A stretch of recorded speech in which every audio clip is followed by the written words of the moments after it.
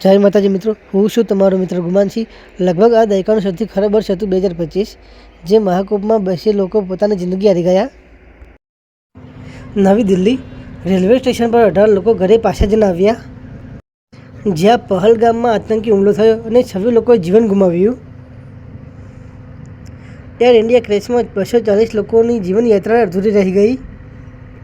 આરસીબીની જીત સેલિબ્રેશનમાં 11 લોકોના મૃત્યુ થયા અને 47 લોકો ઘાયલ થયા। પંજાબના ફ્લડમાં 55 લોકોનો જીવન પ્રવાહ રોકાઈ ગયો।